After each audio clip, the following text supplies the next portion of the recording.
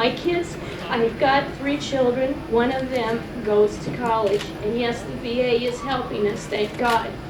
But I can't get any other help because of the, they say, well, you're getting money from the VA, isn't that good enough? I'm sorry, I'm so upset. I'm upset too.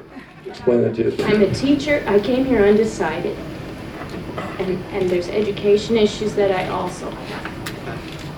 But with my husband being a veteran, that's very near and dear to my heart. Near and dear to my heart too, and I want to tell you about it, but I want to make sure you've asked your full question. And he's 100% disabled. Yes. 100% disabled. Disability came from, it was from the service, PTSD. Gotcha. The Bronze Star, an Army Accommodation Medal, and he's not with me today because he can't go out a lot. It ruined his life. Said there are days that if I hear Vietnam one more time, I'm going to fall apart myself. And I wish that he could have, like I said, we go to the VA in Iowa City, and yes, there has been care. But he has to change doctors every 3 months. He's never had one single doctor. Every time he goes in, he has to explain all over again what it's about. I want you to understand that this is a huge issue to me, and I want to tell you why personally. When I came back from Vietnam and I described what we did in Washington with those vets, we didn't just protest the war. I went to the VA hospitals and I saw people who had served in Vietnam who were getting less than adequate care. And so we raised that issue. You can go back and look in Life magazine and others that did a story on vets in the hospitals back then. And what we did was raise the consciousness of America about their responsibility to veterans. I helped start the first PTSD outreach programs in America with the Vietnam veterans, who were the key movers and shakers in making that happen, with a fellow psychiatrist from Yale University named Dr. Robert Lifton. That program today is the outreach program that's all over this country, that her husband and people like him are using in order to work through the issues that they still have from Vietnam. So right now, if you want to go as an inpatient girl to VAs in the United States that have inpatient programs, there's one in Kansas, there's another one in Wisconsin, and the waiting list is 4 months long. Well, there's some, I'll tell you an experience we had. One of my crew members was having a very tough time a few years ago, and he's talked about it publicly, so I feel free to do that. And he was really having a tough time, and he was just about suicidal, and we intervened on his behalf, and we actually got him into the Chicago VA area. So there are the VAs where there is a capacity for this intervention. But here's the problem, ladies and gentlemen, if I can share it with you for a minute, then I'll address your education issue. Here's the problem. George Bush, as you recall, and remember on Veterans Day, he went to Arlington National Cemetery and laid a wreath?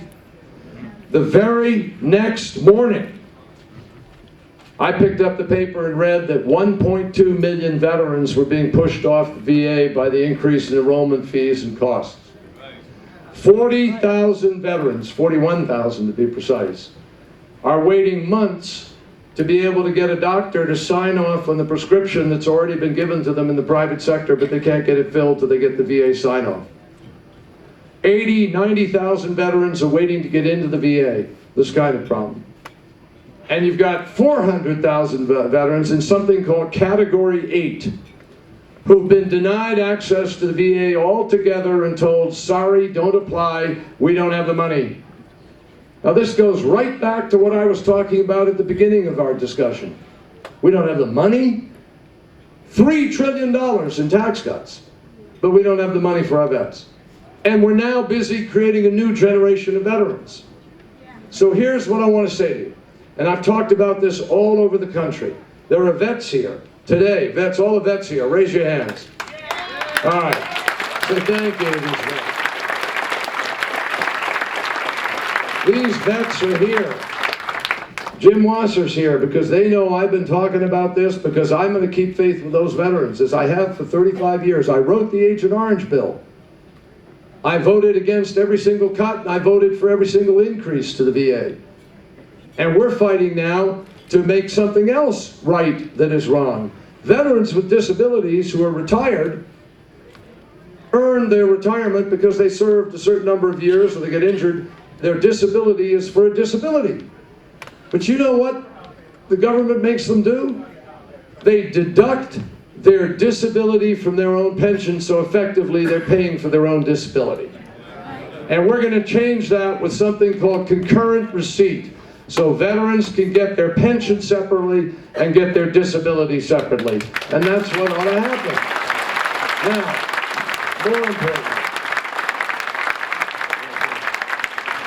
more importantly, and I want to make this pledge to you, Congressman Steve King of Iowa, Congressman Tom DeLay of Texas, and others have criticized Democrats who want to raise questions about our policy in Iraq and about what we're doing around the world, and they've called us unpatriotic for doing so. Well, let me tell you something. I'm not going to have the likes of Tom DeLay and Steve King define patriotism for me or for the Democratic Party. And I'm not going to let them.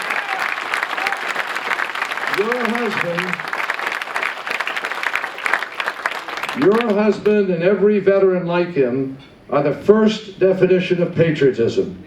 And Mr. DeLay and others need to know that the first definition of patriotism is to keep faith with those who wore the uniform of our country. And we deserve a president who does it. And I will do that. All right?